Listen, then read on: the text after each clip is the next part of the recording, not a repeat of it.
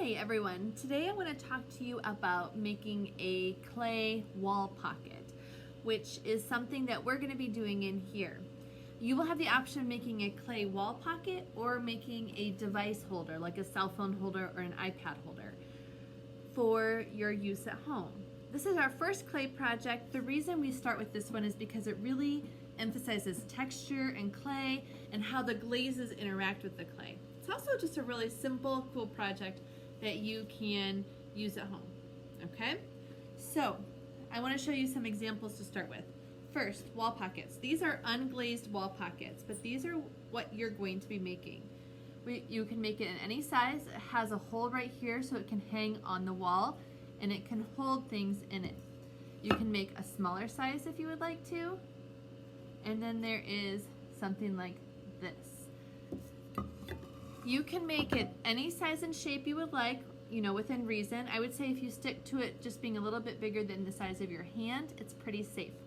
You need to make sure that you have really clean connections. It has to have texture and it has to have a hole in the top.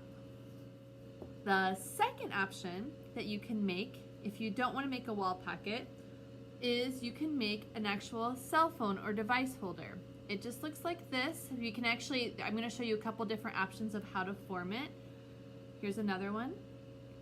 And your iPad or your cell phone can just sit right on top of it.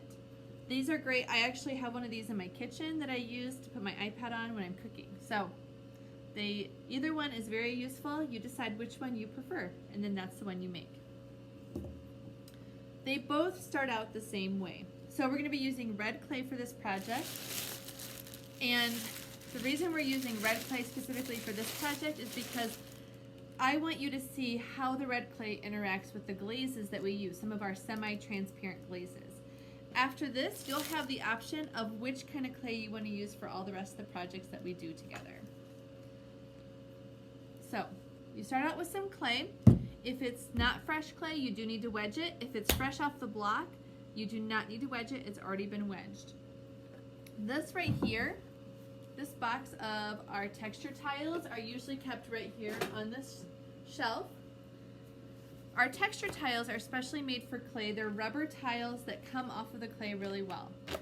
We've got all different kinds of very cool textures that you can use for these wall pockets or cell phone holders. You are required to create a texture. Now, if you don't want to use these tiles, you also can carve in a texture if you'd like, but you do have to have some kind of texture in your piece. All right, so I have my slab right here that I just cut off of this. I need to roll it out.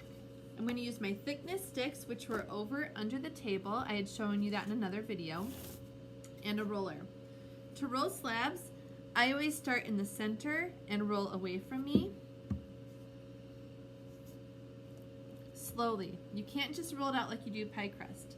Then what happens is that this actually sticks to the table or to my wedging board and makes it really hard to roll. So I just flip it over and then I do the same thing over again. Now, because of the weird shape of my clay when I cut it, it's kind of creating this like oblong thing going on.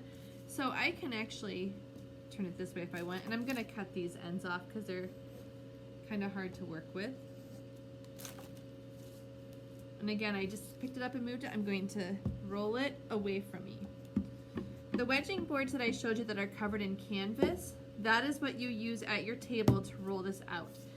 If you roll this out on your actual table itself, it will, I'm going to cut this because I don't want it to fold over and make an air pocket. It will stick to your table. Any kind of non-porous slick surface this will stick to, and you will not be able to get it off. So again, I'm picking it up and moving it. It just makes it a lot easier to roll it if you pick it up in between each roll. My goal for this slab building project is to only roll my clay out one time and to get all the pieces I need out of that one time of rolling it. This is kind of important because the more times that you wad up your clay and roll it, the drier it gets and the less manageable it is. Okay. This is a pretty good piece to start with. I'm just going to cut it right here. And I'm going to actually show you the cell phone or iPad holder first.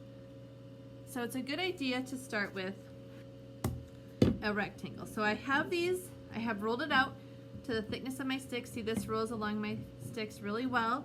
It doesn't get caught up in anything. And so this is the thickness of my piece. Now this is actually a bit thicker than what I actually need it, and that's okay. I've gotten it so that it's all really even, and now I can just slowly roll it out to be a little bit thinner. And I want to be really careful here that I'm being very consistent in its thickness. I'm not changing the thickness in some parts of it and not in others. Okay? All right. So now, notice again that I'm picking it up when I'm in between rolls to make sure that it's easy to roll. All right, there I have it. I'm going to choose my texture now. I think I'm going to do this. Oh, I just already did that texture for something. I'm going to choose this texture right here. Okay, so I just lay this down on top of here, and now I'm going to roll it even thinner. I'm going to go really slowly so that my texture tile doesn't move, although my clay is going to thin out, so my clay is going to move a little bit. But I want to be very careful, keep everything the same thickness and consistency. Let me go this way as well. All right, so then when I pick this up, you can see my texture right here. Beautiful texture. Now I'm going to cut this into a long rectangle. So I have to decide how thick I want my device holder. If you're doing this for a cell phone, it doesn't have to be thick at all. If you're doing it for a iPad, you definitely want it as thick as you can. I'm going to use my straight edges here to make a nice parallel, some parallel lines for my rectangle. As parallel as I can anyways. All right, so here I have my slab. Now you'll notice with these device holders, I actually turned this upside down and rolled it over. You can definitely do that. I think for this one, I'm gonna make it a little bit different. Here, I'll have this here so you can see it. I'm actually going to make it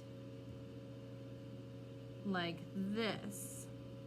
So it can still hold the device, but I'm gonna I wanna be very careful that I don't let it crack while I'm doing this.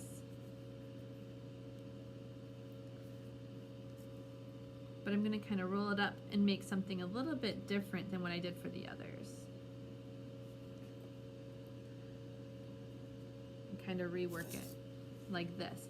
So then the device would actually stand up like that in there. Okay? You can even use your phone to kind of test it, however you want to do that.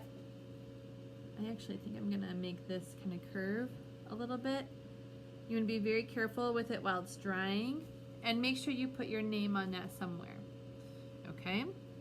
So, this is our device holder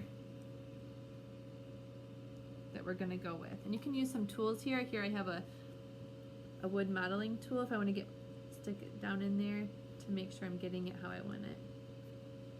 Okay? All right, I'm just gonna move this to the side and now talk about the wall pocket. So I still have this slab that I had rolled out. You can kind of get an idea of how much clay you need for each thing. It's not very much at all. I did not finish rolling this one out, so I'm gonna do that quick.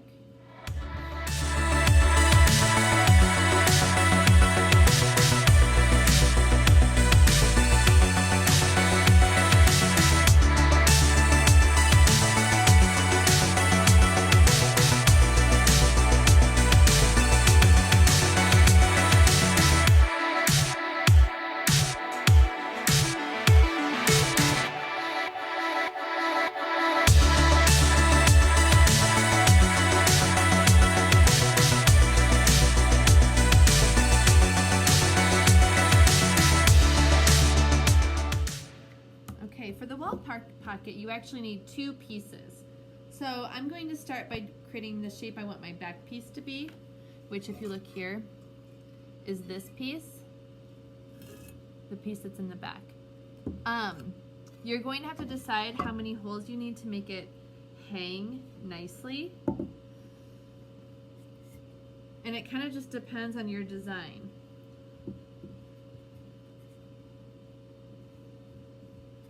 So this is for my first piece, and then I'm actually going to go ahead and roll out a texture for my second piece. I'm going to roll away so I don't ruin my first texture. That way I can cut them kind of both at the same time. All right. So you can really create any kind of design here that you would like. I'm actually going to start with a rectangle, and you can always change it kind of as you go. The other shapes that I had shown you were very much rounded. You could do, I mean, a triangle, whatever you would like to do. So I'm going to start with this. I might decide to change the shape of it here in a little bit. For the pocket part, I'm actually going to cut the shape of a pocket. And I, of course, can change it as I go. Whenever I'm not using my scraps, I kind of ball them up if I'm not going to use them again to make sure they stay nice and moist. And I'm just going to trim this a little bit more so it's more even. There we go. All right, now I'm going to do this upside down so you can kind of see it the right way. Here is this piece. I'm going to put my pocket on. I'm going to kind of curve it around like this. And then once I get it on, I might actually trim down my bigger back piece. So what I'm going to do now is I'm going to make little tiny marks along here, because anytime I attach 2 pieces of clay to each other, I need to score and slip both pieces. All right, so I can see where I put my marks. Scoring means I'm just taking and I'm making tiny little hatch marks all along here. So I'm going to go all the way around. And then I'm also going to make them on here where I'd left my mark so I know where it goes.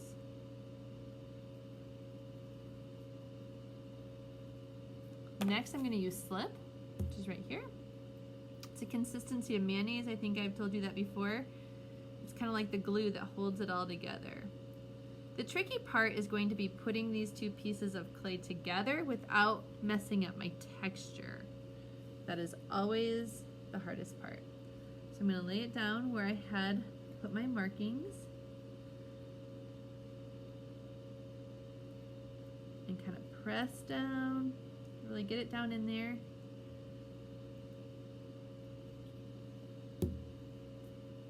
Have some white clay on there.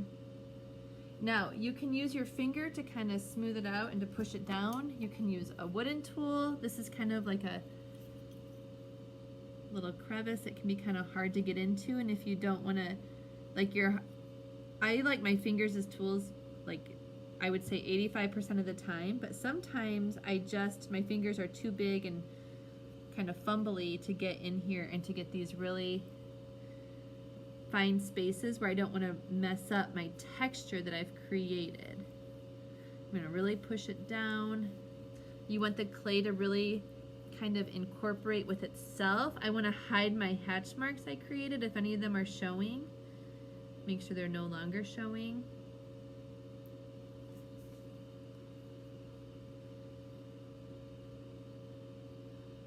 Here we go. All right, so now that I have this, I'm actually going to change the shape of it a little bit. So I'm going to come down and just kind of go around it. I think I'm going to create kind of a teardrop.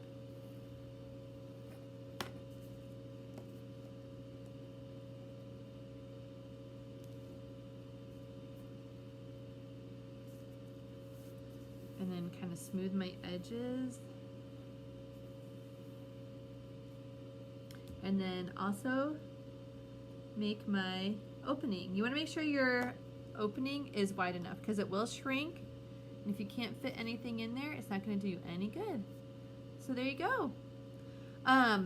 If this was one that I was going to fire, I'd spend a little bit more time kind of smoothing it out and making sure my joints are really strong. I am not going to make you watch me do that though, because I think you all probably can figure out how to do that. But you want to make sure you get rid of all imperfections before we fire it. It's a lot easier to fix things now while it still has some moisture in it and is still malleable than it is later on. All right, so that's it. That's all you need to know. That's going to be the first project to do. You'll get to choose between the device holder or a wall pocket. I can't wait to see what you come up with.